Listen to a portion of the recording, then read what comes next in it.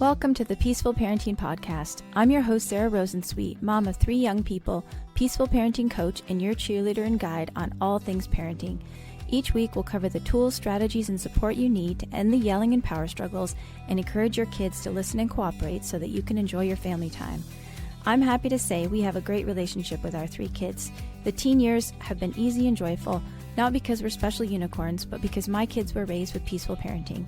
I've also helped so many parents just like you stop struggling and enjoy their kids again. I'm excited to be here with you today and bring you the insight and information you need to make your parenting journey a little more peaceful. Let's dive into this week's conversation.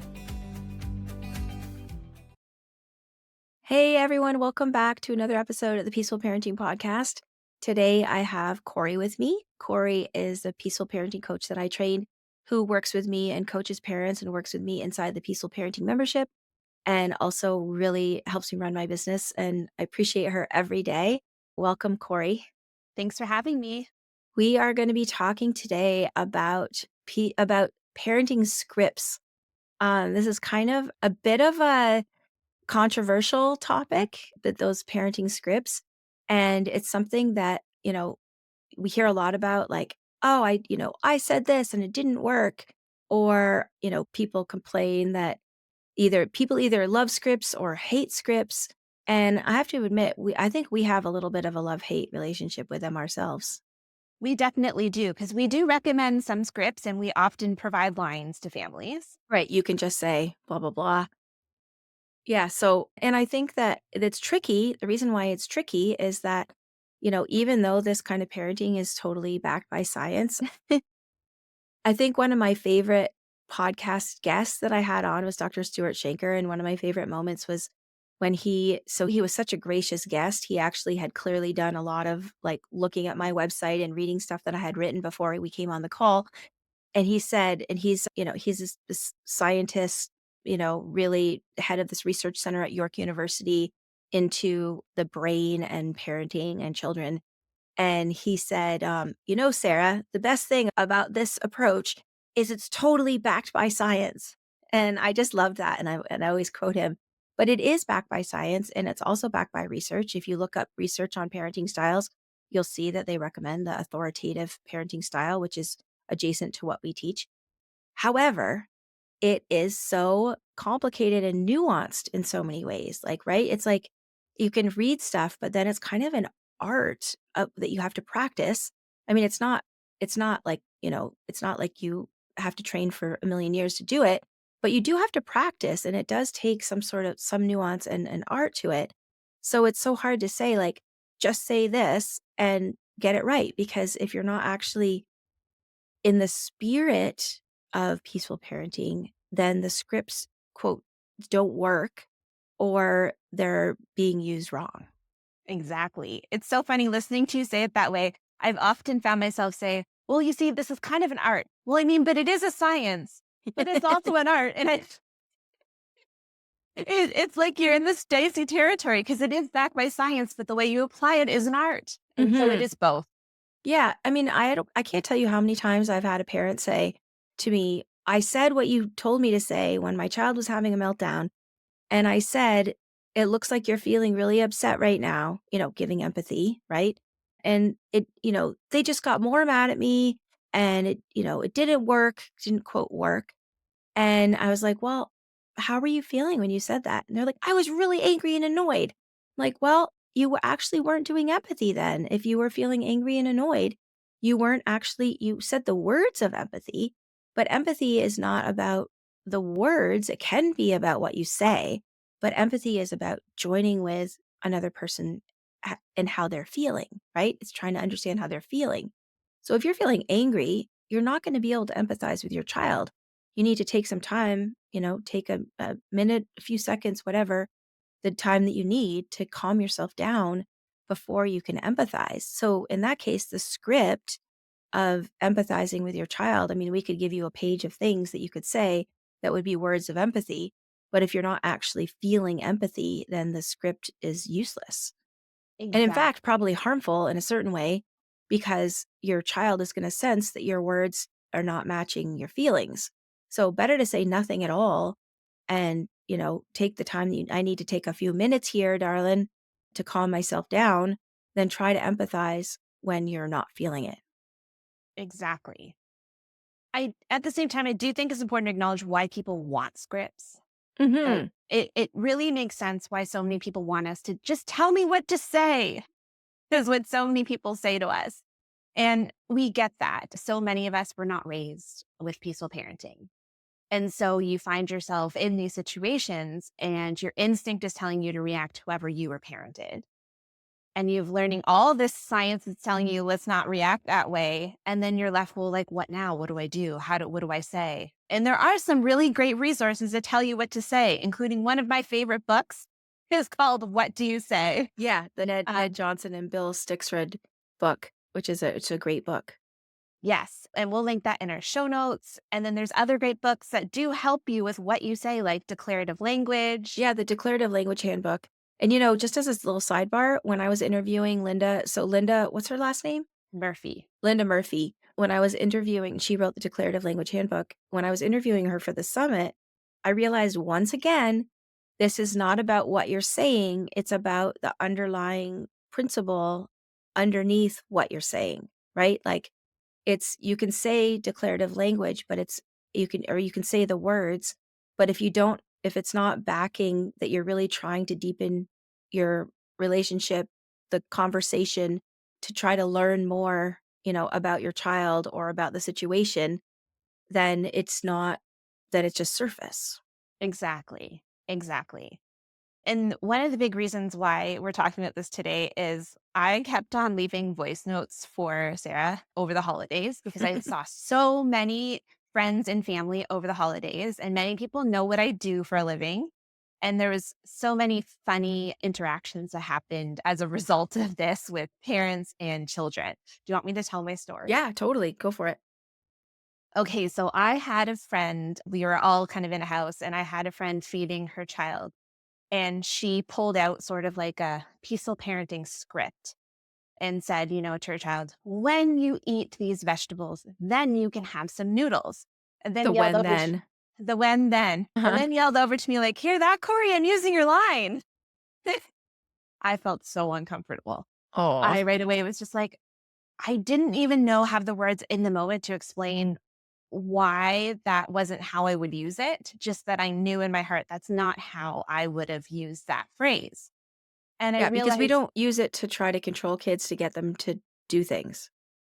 We yes, we we don't even don't. actually use it that much. That's more I think that's, something that is out there on Instagram world, but it's not something that you and I use really that much, and we can go on after and say when we might use it.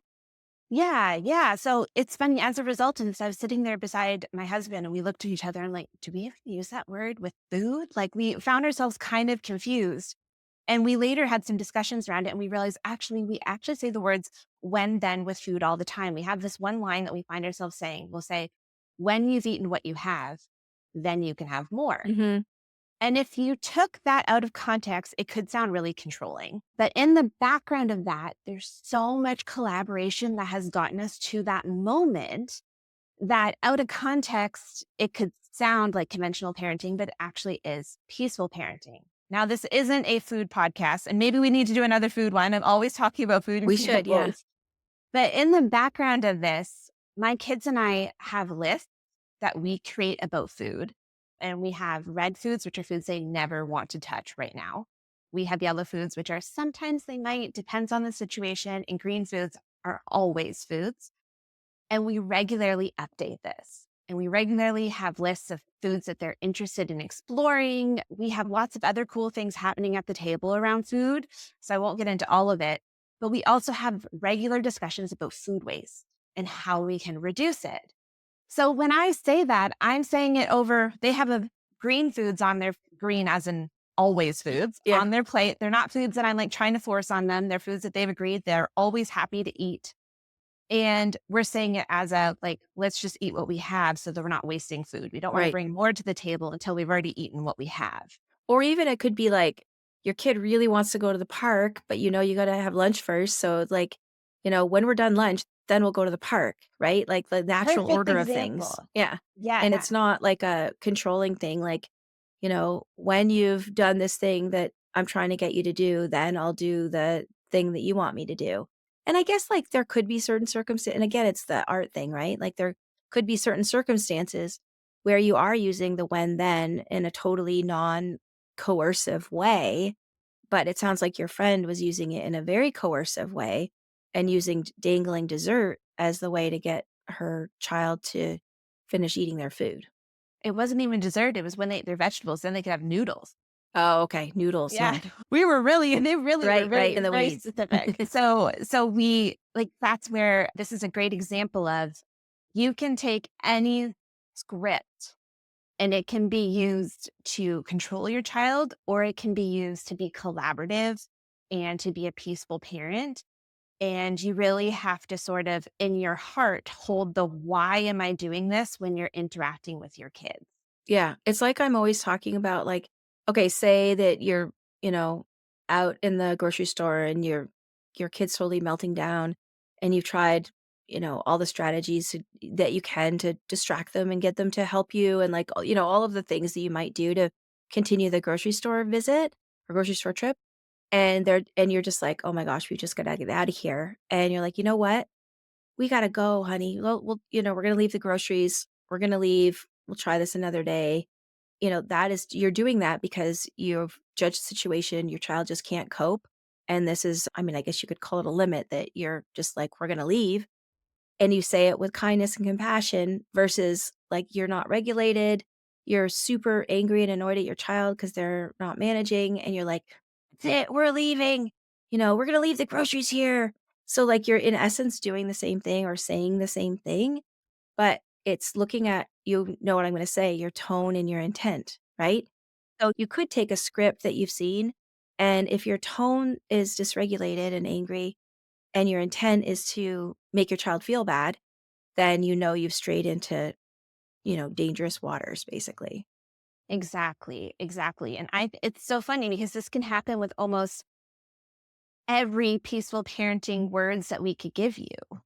It's the really funny one that you said too, but empathy. I feel like that comes up the most often. And when people critique kind of peaceful parenting, that whole when you're sort of just like, oh, I can see you're having such a hard time. They're like, oh, it's so condescending, Right. the way we're talking to our children. It's like, well, if I'm saying that with in my heart, I really feel for them. It's actually not condescending because they're feeling my regulation and from my body coming to them and my heart saying like, "Oh my gosh, this is so hard right now," versus being like, "Oh, you're having such a hard time." Mhm. Like, how you're saying this really makes a big difference on how it's gonna land and how they feel. Yeah, I remember once I had this client who was middle-aged man, happened to be a high school football coach, and I was coaching him and his partner, and he was saying, like, how he was trying to, empathize with his kids when they were feeling upset, and I was like, "So what are you saying?" And he said, "I'm saying, like, 'Oh, sweetheart, you must be having such a hard time right now.'" And I was like, "That doesn't sound like you at all." And he's like, he was trying to empathize or was trying to emulate somebody else who was like a, older woman with a very sweet voice saying these words, right?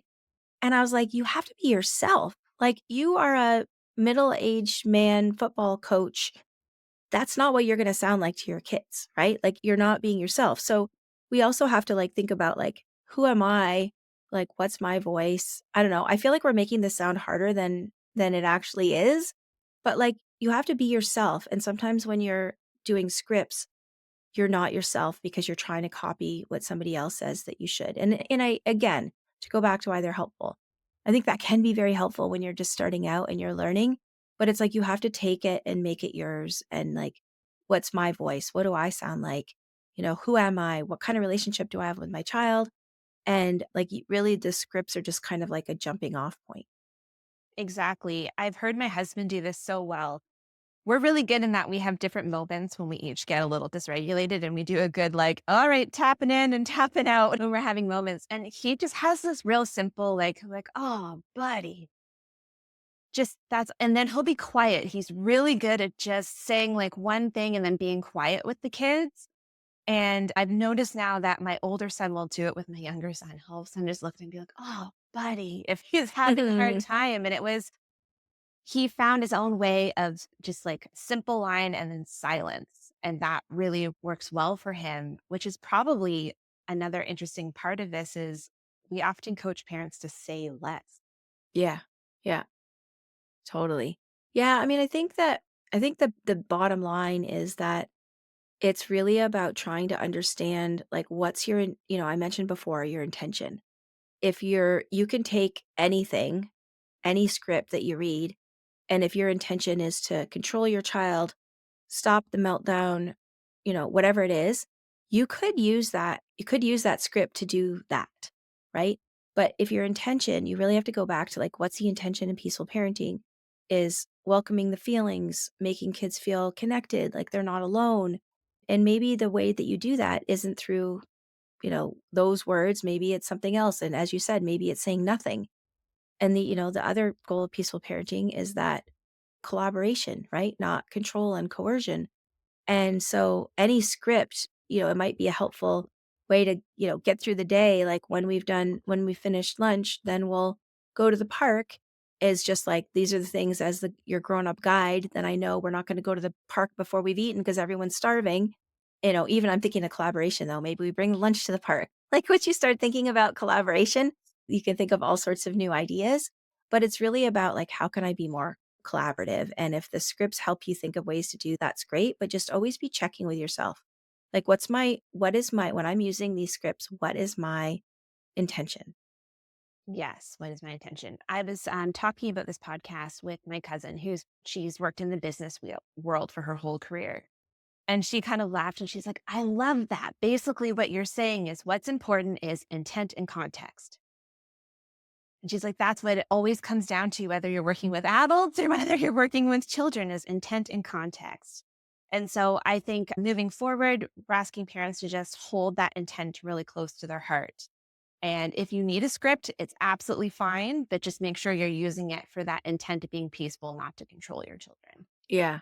One other thing that I hear that I've heard people say this before and I had my own version of it, but they're so different in their application is have you ever heard parents say or teachers say like asked and answered? Like when a Oh, kid's yes. asking something that asked and answered? Oh my gosh, I just think that's so mean sounding, but I used to say something very similar to my kids, but it was, "You know what? You can ask me as many times as you want, and the answer is still no." I mean, that's basically asked and answered, right? It's just a completely different intent behind it. Is like, "Oh, honey, I know how much you want." It's basically saying like, "You can keep asking me, I'm not gonna change my mind," which is another way of sort of saying like, "Stop asking me in a certain way," right? But like completely different, you know, different it's not trying to shut them down, it's trying to make them feel understood. And I've even used a version of that lately where I've heard you say many times, like, you need to pause and think about your answer sometimes, right? We don't want our default answer to be no. We don't want our default answer to be no. And so what I've been doing is I'll say to them, they're kind of coming at me like, but what about this? And what about this? And like coming at me with something I've already given them answer. I'll say to them, you know what? I need a minute to think about this. I can hear that you're not happy with my response, and maybe we can come up with a solution together, but I can't do that until I've had a chance to think about it. So let's all take a minute and then we'll come back to it. Yeah. And that's the same thing. I could do that in a really mean way, or Yeah. I can just say, hey, I need a minute. And I think a lot of peaceful parenting is actually giving yourself space to Mhm. think about how we can hold that intent and how we can collaborate. Sometimes you need a minute in order to parent like that, and that's okay. Yeah. No, I think this is a really helpful conversation. We were talking before about seeing social media, on social media, people almost like making fun of peaceful parenting or like the bad examples of when that's like peaceful parenting gone awry. And you see like a kid who's totally out of control. And the parent is just like gently saying, "Oh, honey, we don't hit," or, "Oh, honey, I can see you're having very big feelings right now." Like that's actually, you and I never say we don't hit. But, anyways, that like we'll just say, "Oh, honey, you're having some very big feelings right now," while the child is like throwing things and hitting and whatever. And it's like one danger of the scripts is that people think that your words are enough. And it's like, okay, well, you might say, "I can see you're having a really hard time right now." but you have to combine the words with something else. Like the words are not enough. Like if your kids are fighting, saying, physically fighting, saying like, stop fighting is not going to be enough. Sometimes you have to go in there with the scaffolding and be more of a guide of like, okay, I can see you're having a really hard time right now is, and you might even genuinely mean it. It's not going to be enough to scaffold your child in that situation where they're out of control, right? You might have to, pick them up, hold them, remove them from the situation, of course, in a gentle way. And I'll just say here, I'll never touch a child if you're angry, but you might have to actually do something. And I think that's where also, people make fun of peaceful parenting because they see the words or the scripts without the action, without the scaffolding that we coach people on. Exactly. So the scripts by themselves are, words are not enough sometimes, basically. You have to do Basically, something. Sometimes you have to do something. and so much in the background. So they're just really one part of a complex puzzle. Yeah, totally. Well, I think this has been really helpful, hopefully. Let us know if you're not already in our Facebook group. We have a great free Facebook group that's full of supportive parents. You can find it, I think it's Reimagine Peaceful Parenting with Sarah Rosensweet and team on Facebook. And we also have tons of free resources for folks on reimaginepeacefulparenting.com/resources, including our How to Stop Yelling at Your Kids course that's free, that anyone can sign up for. And it's a really great course about the sort of the first big pillar of peaceful parenting of self-regulation. So check out our resources. Again, reimaginepeacefulparenting.com/resources. And don't forget to follow our podcast, rate, and I know I'm giving you so many instructions right now, but follow our podcast, rate and review us on Apple Podcasts, rate us on Spotify. Everything that you do helps to get our podcast in front of more families and more listeners, which is going to help make the world a more peaceful place. And we definitely need that right now. So thanks, Corey. And thanks for this great conversation about scripts.